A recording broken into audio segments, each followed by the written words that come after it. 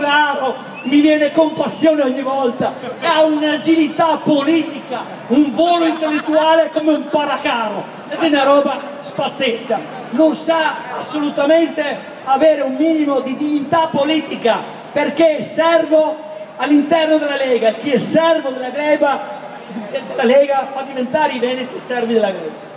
Questa è la situazione, una battuta sulla favola, la favola meschina del federalismo fiscale e del federalismo comunale in tutte le altre declinazioni.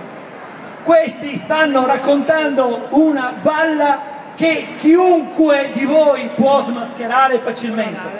La balla sta nel fatto che ci vengono a dire che con questa riforma avremo finalmente l'attuazione del principio della responsabilità, avremo finalmente amministrazioni efficienti e responsabili e chi non sarà all'altezza sarà allontanato. Ma vi rendete conto che questi stanno costruendo una riforma che ha tutto fuorché quello che è il contenuto cosiddetto federale?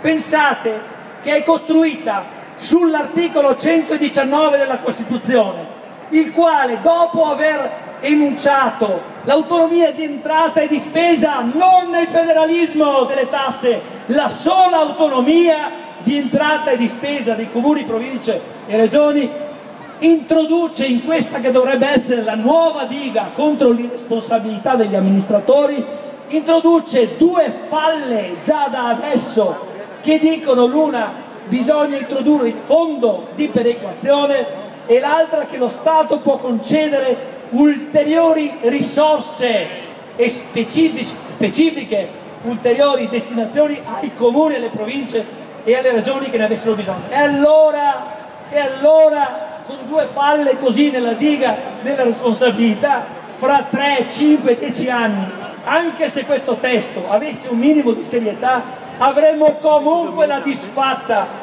delle nostre casse e l'impossibilità di impedire che al Sud vengano ancora dati i soldi nel modo irresponsabile che si è fatto fino ad oggi, e così continua a fare. Lo stesso provvedimento economico di ieri del governo parlava di provvedimenti per il Sud con i vostri soldi trevisani, e la Lega, che predica bene ma razzola male, è la responsabile principale di questo disastro. Io credo che se voi siete attenti alle opzioni e alle opportunità che questa consultazione elettorale offre, potremo dare una svolta, un segnale alla politica italiana. Tenete presente, è stato già citato prima anche da Gianluca, che oggi la stampa, mi riferisco al Corriere della Sera, ha riportato la notizia dello straordinario risultato della Scozia, che ha ottenuto 69 deputati, cui il partito indipendentista, il National Scottish Party, ha ottenuto 69 deputati su 129, e quindi lasciandone solo 60 a tutti gli altri, prospettando fra 4 anni l'inevitabile raggiungimento dell'indipendenza. E il giornale, un giornale serio come il Corriere, ha scritto: risultati shock in Scozia. Ma che giornalisti abbiamo? Sarà shock anche in Veneto, e cominceremo il risultato delle elezioni in Veneto, e cominceremo da Antonio Guadagnini. Avranno una sorpresa i buffoni che ci hanno regalato promesse e che non hanno mantenuto alcuna di quelle che erano le aspettative della nostra gente. Io vi ringrazio tutti quelli che hanno avuto la pazienza di ascoltarmi, e sono convinto che Treviso darà un segnale, perché non possiamo farci guidare da dei servi, da delle persone che accettano tutto quello che hanno accettato i governanti della Lega.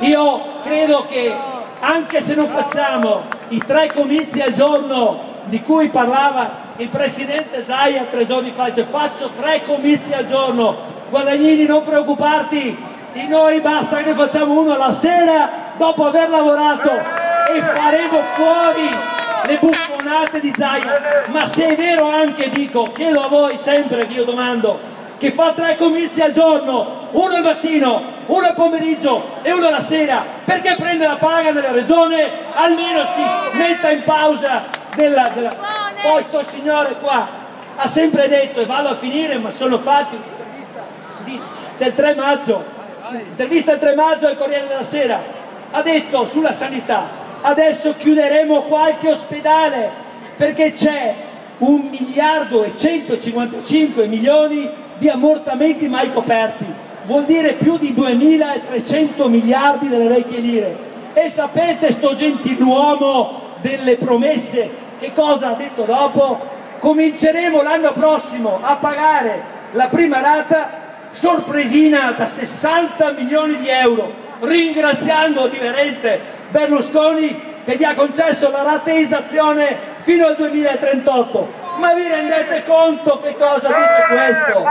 Dovrebbe vergognarsi di aver fatto queste dichiarazioni. Lega, perdona, il metodo perdona! Lega, perdona, il metodo perdona! Lascio perdere le altre amenità che ha detto perché penso che ne abbiate già abbastanza. Con Gobbo, Zaia e il mite, nel senso che non esiste, Muraro, non andrete da nessuna parte. Guadagnini ha bisogno di essere sostenuto. Chiediamo a Treviso di dare un segnale a questa Lega cialtrona che ha fatto solo promesse e sta realizzando un neocentralismo a Roma punitivo per questa terra. Veneto, Stato indipendente! Veneto, Stato indipendente! Grazie a tutti e do un bacio alla bandiera per voi. Alessio Morosi! Veneti, Trevisan!